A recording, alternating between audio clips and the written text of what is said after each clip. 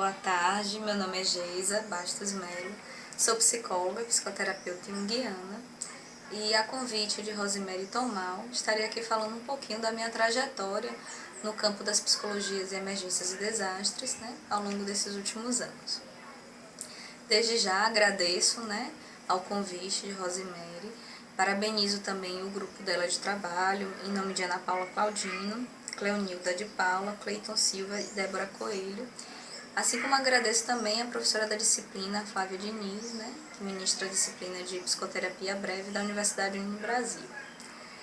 Enfim, já peço também desculpas pelo vídeo ser caseiro, foi pego de surpresa, não tinha como fazer um vídeo com melhor qualidade, mas estou à disposição para tirar dúvidas do grupo, da sala, e está disponibilizando também material informativo, de estudos, para que possa fomentar o interesse de vocês e a produção na área.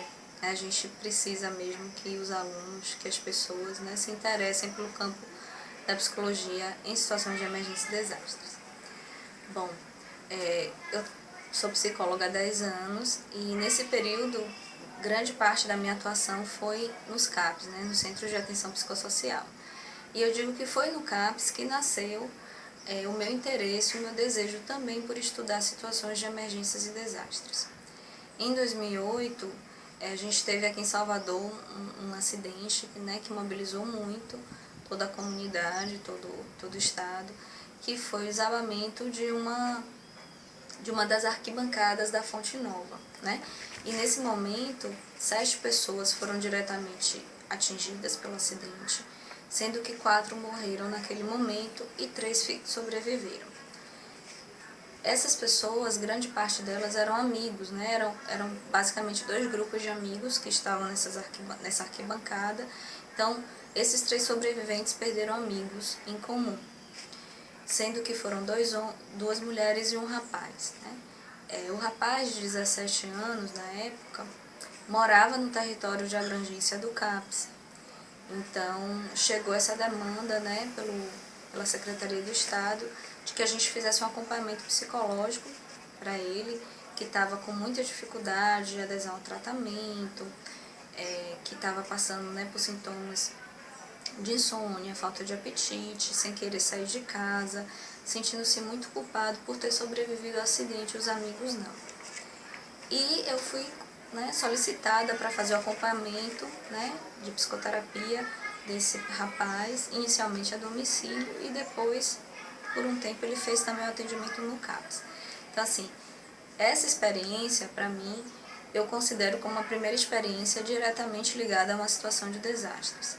Contudo, a gente que trabalha em CAPs, nos CRAs também, a gente se depara constantemente na nossa rotina com pessoas afetadas por situações de desastres, seja porque perdeu uma casa numa enchente, num alagamento, seja porque a família veio de uma outra cidade em decorrência da seca, que tem esse registro na família, do êxodo rural por conta de situações de seca e de outras situações que tiraram essas pessoas de suas casas. Aqui em Salvador a gente tem, nos períodos de chuva, muitos alagamentos, deslizamentos de terra. Então, muitas famílias elas são diretamente atingidas por situações de desastres. Mas, naquele momento ali, para mim, era o primeiro registro desse tipo de atuação. Foi um atendimento, assim, que eu considero que foi um atendimento focal, se a gente considerando a disciplina que vocês estão vendo, psicoterapia breve focal, apesar de não ter essa formação, mas a gente naquele momento focou, trouxe como foco, como tema do trabalho de análise, de reflexão, a situação de desastres e as repercussões na vida cotidiana daquele rapaz e como ele podia se reestruturar a partir disso. Então, naquele momento era uma abordagem possível, Ele não participava das outras atividades do CAPS e muitas atividades também, muitos atendimentos que eu realizei a domicílio também na intervenção e orientação à família de como manejar aquela situação de crise. Eu o acompanhei por cerca de 6 meses até que ele pôde né, se reestruturar e utilizar de outros recursos também de saúde e restabelecer melhor a relação dele com o fato ocorrido e também no manejo com a família. A partir disso, né, a gente no CAPES estuda, né, e se debruça muito por situações de crise e de emergências em geral. E isso foi me dando instrumentos também, junto com toda a atuação que a gente tem na comunidade, para pensar intervenções mais amplas, né, com a comunidade, considerando aí situações mais críticas, né, sejam elas de grupo, né, intervenções grupais, articulação com outros serviços sociais e de saúde. Em 2010, né, eu comecei a buscar alguns textos, alguns materiais mais diretamente ligados ao campo e ficar mais atenta aos efeitos, né, da subjetividade dessas pessoas que eram afetadas pelos desastres, né? Como que essas comunidades elas se reorganizavam, começou a me chamar a atenção a reorganização de países, né, mais desenvolvidos e de países menos desenvolvidos, como essa reconstrução no pós-desastre ela acontecia e como aquela comunidade ela se articulava para dar conta daquela situação e as diferenças, né, grandes que existiam aí nesses contextos por conta das suas vulnerabilidades. Mas ainda não tinha feito nenhum investimento maior.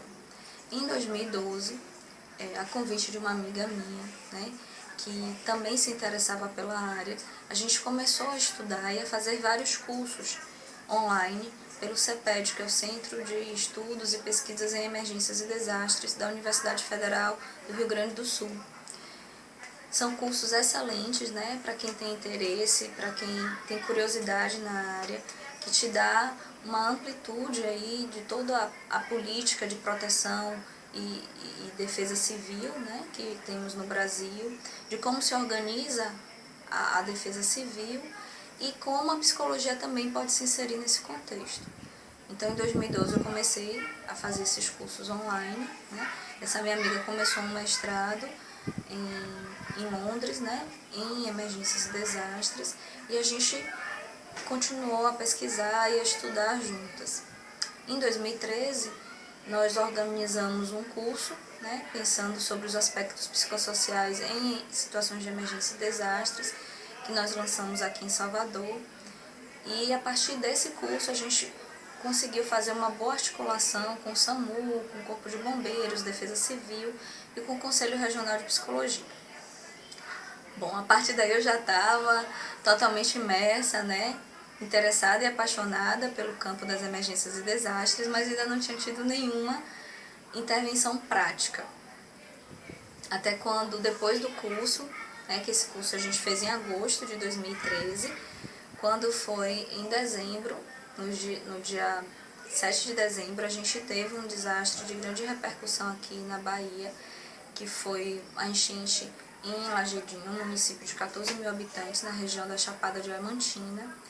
E a Secretaria de Desenvolvimento Social, vista a repercussão, né, na comunidade, tinham sido 18 mortos, né, numa comunidade na sede de 2 mil habitantes, então de grande impacto, né, para aquela comunidade, a quantidade de mortos. A sede solicitou do CRP que um grupo de psicólogos fosse até o município para fazer uma intervenção com aquela comunidade. Então, como a gente já estava com essa articulação com o CRP, né, e tinha feito o curso, tinha feito uma mobilização grande, o CRP me convidou para que eu organizasse esse grupo de 10 psicólogos para ir para Lagedinho e fizesse uma capacitação breve também e a gente organizasse essas intervenções. Então, durante 14 dias, eu organizei esse grupo e nós fomos para Lagedinho para realizar algumas intervenções que eu vou falar depois. Então, em 2013 foi a minha primeira atuação direta, né, com uma comunidade afetada por uma situação de desastre.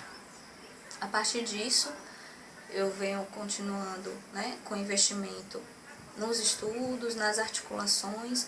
Hoje eu coordeno o grupo de trabalho de emergências e desastres do Conselho Regional de Psicologia, no qual a gente se reúne, né, com diversos órgãos ligados ao campo para discutir as referências técnicas para a atuação de psicólogos nessa área, e construímos aí também discussões, reflexões críticas, eventos que potencializam as discussões no campo e também a produção de conhecimento na academia.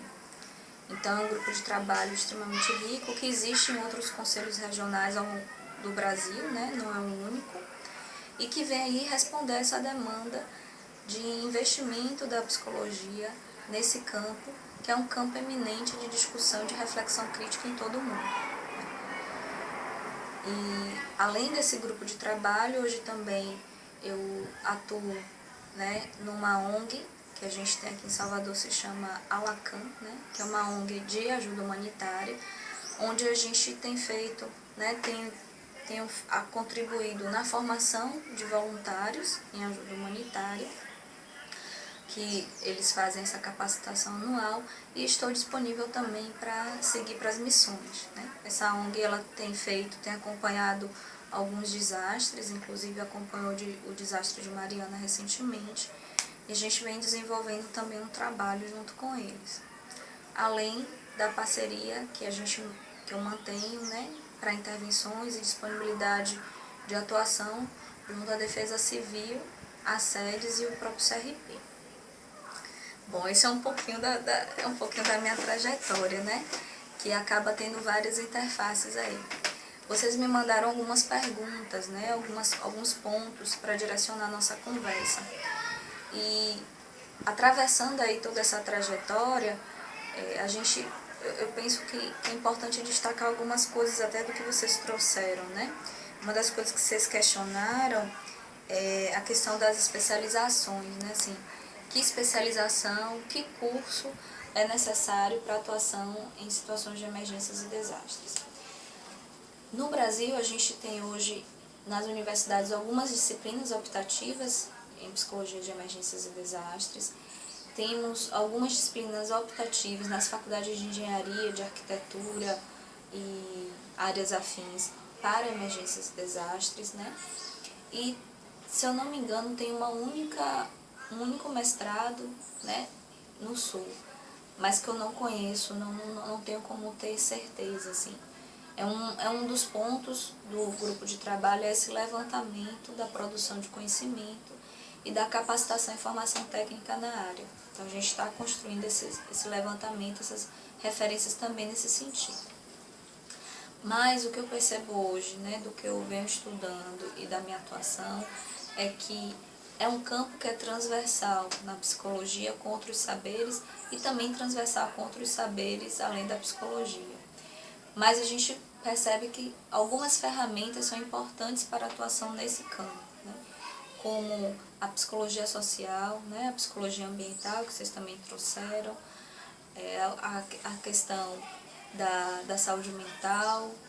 São campos que a gente vai usar ferramentas, né, dessas especializações dentro da psicologia, dessas atuações para emergências e desastres. Além disso, a gente vai o tempo todo basear a nossa prática, a nossa intervenção na Política Nacional de Proteção e Defesa Civil, que é uma política recente, né, recém-reformulada, que é de 2012, que é a 12.608, que institui, né, a política e algumas diretrizes para atuação, inclusive a atuação das equipes de resposta. Bem, então assim, não é que precise de uma especialização, é importante que tenha, inclusive, porque acaba dando um lugar e dando uma condição e ferramentas muito mais apropriadas. Mas a gente vai o tempo todo utilizar, né, do nosso olhar e da reflexão da psicologia social comunitária, né, da psicologia da saúde mental e de outras abordagens que possam contribuir para a atuação com comunidades e com situações críticas, né, de crise, que tragam essas ferramentas para a gente. Pensando um pouco, né, vocês trouxeram a questão das mudanças climáticas e o desenvolvimento da psicologia em situações de emergência e desastres e da psicologia ambiental. Brevemente, eu não vou me adentrar nisso aqui nesse momento, mas a psicologia ela se inseriu no campo das emergências e desastres, principalmente após os pós-guerra, né, de 45, mas antes disso já haviam estudos das reações das pessoas após grandes desastres, principalmente nos grandes incêndios que aconteceram nos Estados Unidos e em Londres, né? Incêndios de prédios, de fábricas, e como as pessoas se reorganizavam a partir disso no seu cotidiano, né? Na sua relação com o trabalho, com os sobreviventes. Também antes dos pós-guerra, a gente teve vários estudos sobre o estresse pós-traumático, né, em situações das famílias, né, que tinham perdido pessoas em acidentes aéreos. E com o pós-guerra, o tema do estresse pós-traumático, né, e da neurose de guerra ficou muito forte e começou-se a perceber que eram reações muito próprias nas pessoas após situações muito críticas, né, e como que elas conseguiam se reorganizar ou não, e os efeitos psíquicos após isso, né? Então, assim, a partir daí surgiu os conceitos de estresse pós-traumático, de trauma e vários trabalhos a partir disso. Mas ainda era muito o que a gente chama da psicopatologia do desastres, que foi uma tendência que seguiu até agora, né? Até cerca da década agora do século XXI, né? E que começou-se somente agora de 2000 para cá a falar de uma sociologia dos desastres. Esse primeiro momento da psicopatologia do desastre ficava muito focado no adoecimento, né? Nos sintomas pós-desastres, na subjetividade das pessoas afetadas pelos desastres. E com isso acabava patologizando mesmo, né, aquela situação que era uma situação não só do indivíduo, mas era uma situação social, que tinha uma repercussão social muito grande. Com os conceitos da sociologia pós-desastres, que foi beber aí nas fontes mesmo da sociologia, das ciências sociais, da geografia, começou-se a pensar a repercussão do desastre na comunidade como um todo, né? Como aquela comunidade se reorganizava diante daquilo, como que ela usava as experiências anteriores de desastres e de crise para lidar com experiências futuras. De 2000 para cá, então, a gente começa a ampliar o olhar, né, disso, sai um pouco do sujeito, sai um pouco do sintoma, para poder pensar em ferramentas e na organização do sistema social em situações de crise, em situações de desastres. Paralelo a isso, né, a gente vem aí acompanhando todo o investimento, né, universal de políticas de redução de riscos e de redução de impactos ambientais, considerando mesmo todo o impacto que o homem realiza, né, no seu contexto ambiental, no seu contexto social, e a repercussão disso no clima, na natureza, e como isso traz situações de vulnerabilidade, né, e desastres, aumentando aí os riscos. Então, essa relação hoje ela já não é mais utópica, né? Ela é clara, ela é bem definida, só que a gente luta aí, né, com as políticas para que elas sejam efetivas na questão da redução da poluição, na redução dos agravos ao meio ambiente e, consequentemente, aí, na redução também da exposição a riscos e desastres. Não tinha mais como a psicologia também, né, que considera aí a subjetividade das comunidades, dos sujeitos, a organização social, estar alheia aos impactos que o ambiente, que o território causa na vida dos sujeitos, né, e na sua relação com o ambiente, com o território. Então a psicologia, ela também vem, né, apesar de ser ainda considerada uma área eminente dentro da psicologia, tanto a psicologia ambiental, que é mais ampla, quanto a psicologia em situações de emergência e desastres, vem investindo muito, né, em políticas e referências e na discussão da inserção do psicólogo no acompanhamento dessas situações, né? E pensando aí conceitos de resiliência, de mobilização comunitária, de mobilização pessoal, de reorganização das comunidades, né, de como as comunidades funcionam. Enfim, vou dar uma pausa. Dá uma pausa aí, né? Bem, voltando, né? Em linhas gerais, eu trouxe um pouco, né, do desenvolvimento da psicologia no campo das emergências e desastres, da atuação do psicólogo e um pouquinho da minha trajetória. Eu queria voltar agora, né, entrar um pouco mais na parte prática, que eu tinha referido lá que em 2013 a gente tinha feito essa intervenção em Lagedinho, né, esse grupo de 10 psicólogos. Antes disso, a gente precisa entender que, assim, apesar de ser um campo, né, transversal dentro da psicologia, a atuação em emergências e desastres, ele segue alguns parâmetros, né? Ele segue algumas referências. Hoje a gente conta com algumas referências internacionais para essas atuações e alguns trabalhos prioritários dentro disso, né? Com uma atenção a alguns grupos mais vulneráveis em situações de emergência e desastres, a essa articulação e intervenção em rede, né? Para que a gente consiga garantir a continuidade do trabalho, mesmo no pós-desastres. E hoje a gente vem acompanhando uma mudança de nomenclatura.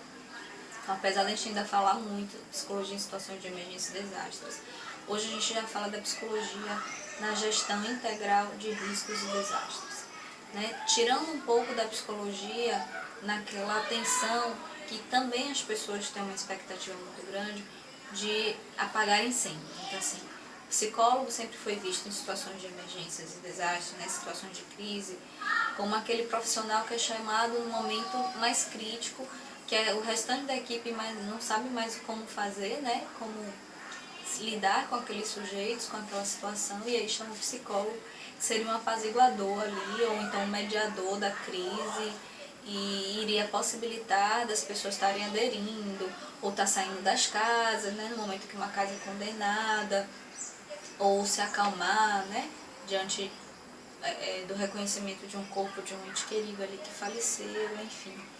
A gente vem ampliando muito isso, e essa é uma grande discussão, inclusive com os órgãos de defesa civil, Corpo de Bombeiros, SUS, para que a gente de fato integre psicólogo na política como um todo, desde o planejamento até as fases de reconstrução e recuperação. Tanto em defesa civil quanto em psicologia, né, na gestão integral de riscos, a gente vai falar de algumas fases do desastre e o psicólogo ele vai estar inserido em todas essas etapas, atuando junto à comunidade, aos indivíduos e aos profissionais. A gente fala então aí da fase de planejamento, né, de todo o levantamento, do mapeamento de risco, das demandas daquela comunidade, daquela área de maior risco, e todas as fases possíveis de um desastre naquele local e como as equipes vão atuar, quanto na fase de prevenção, né, onde a gente vai estruturar ações de psicoeducação, de mobilização comunitária, de articulação de rede, para o tema de redução de riscos e desastres e reconhecimento dessas vulnerabilidades, né, e ações aí que possam prevenir, né, socialmente essa exposição a riscos. A fase de mitigação, na qual alguns elementos, né, de risco, de vulnerabilidade já são conhecidos, e a gente vai pensar ações para mitigar, ou seja, reduzir a exposição a esses riscos e vulnerabilidades. Na fase de resposta, que é a que a gente mais conhece, que a gente hoje ainda atua mais diretamente, né, que é no momento do desastre ou do pós-desastre, onde a gente vai estar fazendo intervenções individuais, coletivas prioritariamente, a famílias, vítimas e profissionais, né. Na fase de reconstrução, de recuperação e reconstrução, que é no pós-desastre, que pode durar um tempo grande, contribuindo aí para a mobilização também comunitária, para o reconhecimento de necessidades, de fatores de risco que ainda existam nessa comunidade, além de todo o suporte psicológico em todas essas fases, né? Identificando e fazendo levantamento aí de demandas de acolhimento, de atendimento e acompanhamento na rede, né, especializada de saúde mental, que também acontecem. E o psicólogo ele entra aí como um fator, né, estruturante para a subjetividade nessas equipes, né, como um fator estruturante aí da humanização do cuidado, da humanização do olhar dessas pessoas e desses grupos, né, tanto de profissionais quanto comunidade. Enfim, quando a gente pensa a atuação diretamente numa situação de desastres, como vocês trouxeram questionamento, né, de Mariana, da Boate Kiss e de Lagejinho, eu não vou focar em cada uma, né, são situações de desastres diferentes e que requer um olhar diferente de cada uma delas. Contudo, tem um passo a passo que ele é importante independente da situação que a gente vá, né, se envolver para atuar. Quando a gente fala de desastres, a gente sempre vai pensar, o desastre ele é uma relação, ele é um processo. Ele não é uma surpresa, né? Ele vem de um processo. A gente fala de desastres naturais, né, dividindo em desastres naturais e desastres tecnológicos. O desastre, por ser um processo, ele é uma relação entre risco, ameaça e vulnerabilidade. O risco, ele é a relação da ameaça, que é o agente causador, e as vulnerabilidades daquele ambiente. Então, a ameaça, ela é uma probabilidade e uma intensidade. A gente vai pensar, por exemplo, as chuvas. Uma chuva isolada, ela é o agente. Só que uma chuva isolada, ela em si não causa um risco e um possível desastre. Mas se a chuva intensa, ela ocorre, né, num contexto, num cenário vulnerável, por exemplo, uma comunidade de morro, né, com muitas casas em encostas, sem proteção, sem mata vegetal, ali a gente tem uma situação vulnerável, né, um cenário vulnerável, que entram aí outros elementos também. A vulnerabilidade vai falar sempre das características, né? A condição geográfica, de escolaridade, financeira, social daquela comunidade, com a ameaça que é a chuva, aumenta muito o risco. Quanto maior o risco, maior a possibilidade de um desastre. E o desastre ele só vai acontecer quando essa relação ela é potencializada e no momento que ocorre o desequilíbrio ali, no caso vem a chuva intensa naquele cenário vulnerável, aquela comunidade, aquele grupo não tem recursos para lidar com ele, com aquela situação que acontece. Então o desastre ele vai sempre acontecer num cenário vulnerável, né, com ação direta ou indireta do homem, e que o efeito dele vai causar uma repercussão naquela comunidade que ela não tem como dar conta, né? E com isso pode trazer prejuízos ou danos físicos, sociais, emocionais. Então, o desastre, ele tem como ser, né, acompanhado esse processo e tem como ser reduzido os riscos. Porque se eu atuo nas características que causam aquele cenário vulnerável e consigo monitorar e acompanhar, né, os agentes que podem ser ameaçadores naquele cenário, eu tenho como construir estratégias de intervenção que deixa aquele cenário menos vulnerável, né? Com isso, reduz os riscos e os impactos de um possível desastre. Nem sempre a gente vai poder impedir que o desastre aconteça, mas a gente tem como reduzir os riscos e, com isso, as perdas e os impactos que o desastre causa. Que é o que a gente consegue acompanhar no Japão, por exemplo, né? Que apesar de ter sempre o risco de terremoto muito alto, como eles atuam muito na vulnerabilidade e no monitoramento da ameaça, quando acontece o terremoto, a perda humana, a perda física é muito menor do que o que a gente acompanhou agora que aconteceu no Nepal, que aconteceu no México, né? Que aconteceu em outros lugares, por conta das vulnerabilidades que tornam o risco muito maior.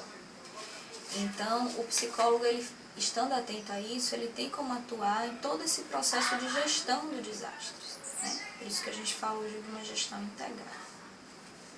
Enfim, e voltando, né, para os 3 exemplos que a gente trouxe, do desastre de Mariana, né, da Boate Kiss e de Lagejinho, que foi aqui na Bahia.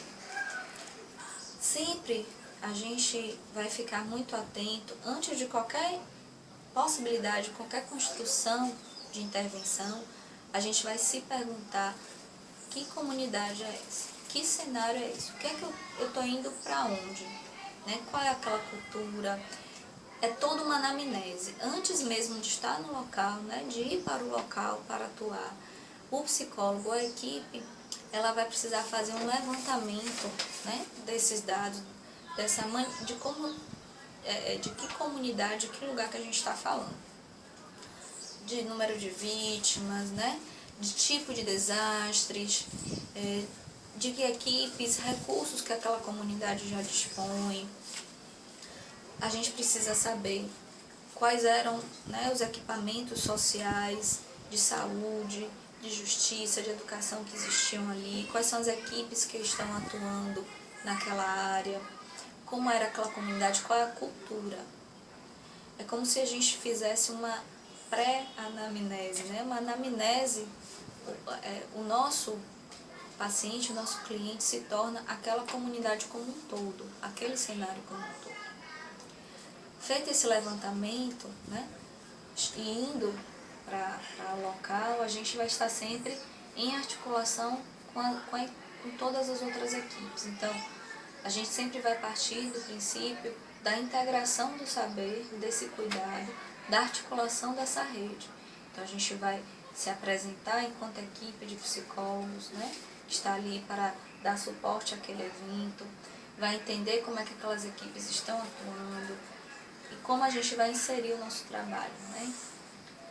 Tentar buscar aí informações de casos que já tenham alguma demanda maior de acompanhamento, de cuidado, enfim, antes de ter qualquer, né, contato com a comunidade, a gente vai ter contato com os equipamentos que já existem nessa comunidade. Em geral, a gente não acompanha as comunidades antes do desastre, né? Então, a gente está chegando ali como mais um da equipe de suporte, da equipe, né, de resposta, e a gente tem um tempo de atuação, a gente tem um tempo de estadia nesses lugares. Então, o mais importante é a gente fazer esse reconhecimento, porque a gente vai precisar fortalecer essa rede, para que essa rede dê suporte a essa comunidade, a esses sujeitos na nossa saída. Então, em todas essas situações, seja Mariana, Boate Kiss, Lajejinho, esses são cuidados importantes. Muito cuidado importante que eu já falei é da nossa política, né? Que a gente, quando entra nessa área, tem que acompanhar, que é a política de proteção e defesa civil. Entender exatamente, né, o que é ser um agente de defesa civil, para poder também tratar e não se colocar em risco. Uma coisa que a gente aprende, né, com o pessoal dos bombeiros, né, do SAMU, é que eu não posso ser mais uma vítima, né? Eu não posso ir para uma situação de desastres numa condição de dependência, de necessidade. Aquela comunidade ali já está muito fragilizada, né? Já está precisando de suporte. Eu não posso chegar precisando também de suporte, né? Precisando de recursos. Então, geralmente as equipes de atuação, elas buscam a sua autonomia, né? A sua autonomia financeira, de recursos, para que ela chegue lá para garantir, né, a retomada dos direitos e dos recursos que aquela comunidade ali já tinha acesso anteriormente. Então, esses são alguns cuidados. Então, tendo esses cuidados, né, e aí eu destaco também o cuidado com a cultura local, a gente tem que partir do pressuposto também de que aquela sociedade, aquela comunidade ali já tem toda uma organização cultural, né, social ali estabelecida, e que não nos cabe interferir nessa organização, nesse sistema, mas sim entender, né, e fortalecer esses recursos para que eles consigam construir a resiliência grupal naquele momento. Então, a gente não é detentor do saber, a gente não vai chegar lá violentando a cultura do outro. A gente precisa entender e fortalecer. Então, feito esse mapeamento geral, esse levantamento geral, e tomado esses cuidados, que seriam as regras de ouro, né, de atuação em emergências e desastres, é que a gente vai construir as linhas de cuidado. E as linhas de cuidado, a gente tem alguns protocolos, né, que ajudam para as entrevistas, para o levantamento de alguns dados comunitários e individuais. E temos também, a gente vai aí, pelo menos em Lajejinho, a gente organizou dessa forma, a gente estruturou em duas grandes linhas de cuidado. Uma de mobilização comunitária e social, né, e articulação de rede, e outra psicossocial. Pensando nessas duas linhas, a gente buscava tanto ali fortalecer aquela comunidade através de ações de grupo, de ações de fortalecimento ali da cultura local, dos momentos de integração da comunidade, quanto o levantamento de demandas de acompanhamento psicológico, tanto aos indivíduos quanto às famílias e aos profissionais. Tanto em Mariana quanto na Boate Kiss isso também foi feito, né? Assim, na Boate Kiss, por exemplo, tinha uma demanda muito concreta de acompanhamento, né, às vítimas nos hospitais e acompanhamento às famílias por conta, né, da perda de seus filhos, enfim, de seus familiares. A gente vai fazer esse levantamento, né, das demandas prioritárias. A gente gosta de fazer um estabelecimento no momento ali, né, do levantamento de necessidades, de fatores de risco e de fatores de proteção. Tanto os fatores de risco quanto os fatores de proteção, eles são pensados de acordo com as vulnerabilidades, com as características daquela comunidade. Então, os fatores de risco seriam todos aqueles aspectos que, de alguma maneira, poderiam interferir, né, negativamente para o desenvolvimento, para a significação daquele processo. E os fatores de proteção são os fatores sociais e pessoais de recursos que aqueles sujeitos, que aquela comunidade dispõe para lidar com situações de crise, né? Inclusive experiências anteriores com situações traumáticas também. Então, a partir desse levantamento, a gente vai criar estratégias para reduzir os riscos e estratégias para fortalecer os fatores de proteção. Então, por exemplo, em Lagedinho, as vítimas eram todas praticamente da mesma família, né? As pessoas se conheciam, todos eram familiares, né? Era uma comunidade que se constituiu a partir de laços familiares, então todo mundo se conhecia pelo nome, tinha um forte vínculo social. Então uma das coisas que a gente fez foi buscar junto com a comunidade ali a retomada de alguns aspectos do cotidiano, como voltar a tomar um café na casa do vizinho, uma família ajudar a outra a cozinhar, né, a estar junto, dar suporte a quem estava mais fragilizado.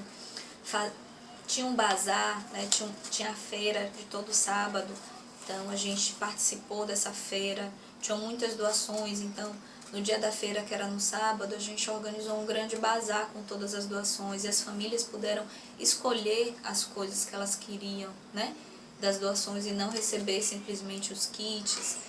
Fizemos também algumas ações de mobilização, a gente passou o Natal lá, então a gente fez um culto ecumênico, né, fortalecendo ali a espiritualidade, a religiosidade que aquelas pessoas já tinham.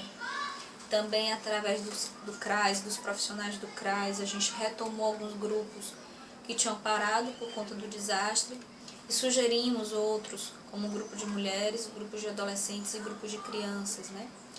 As professoras nos ajudaram a organizar um espaço de brincadeira todas as tardes em uma das escolas que tinha, né, suportado o desastre. Então todas as tardes as crianças iam para lá brincar e a gente observava, né, através das brincadeiras, dos desenhos, como é que elas estavam significando o desastre. E as professoras também conseguiam ali se aproximar e oferecer o cuidado e a escuta que elas também não estavam conseguindo dar, porque também eram vítimas diretas do desastre. Em paralelo a isso, a gente fez todo um acompanhamento às famílias, né, que tinham sido diretamente atingidas pelo desastre, as crianças que tinham ficado órfãs, né, tentando aí nessa reorganização das adoções, e também os profissionais que estavam lá, né, assim, os profissionais também eram também afetados direto do desastre, e os profissionais que vieram de fora para dar suporte, que também eram afetados pelo desastre, que já estavam lá há muito tempo. As pessoas se envolvem no desastre, na resposta, ali nos cuidados, e ficam sem comer, sem beber água, sem dormir. Então, nesse restabelecimento da rotina, da organização. Essas são algumas intervenções possíveis, né, numa situação de emergências e desastres, e que a gente vai construindo de acordo com esse levantamento, né, com a ajuda aí de alguns protocolos também, e sempre em articulação com as outras equipes. Em Mariana isso acontecia e na Boate Kiss também eu sei que acontecia. Sempre ao final do dia das intervenções, as equipes elas se reúnem e a gente rediscute as ações para o dia seguinte. Todo esse planejamento a gente chama de SCI, que é o Sistema de Comando, né, Integrado, ou SCO, que é o Sistema de Comando Operacional, no qual a gente faz todo o planejamento das ações, né, numa situação de desastre, e que faz isso coletivamente, com todas as outras equipes.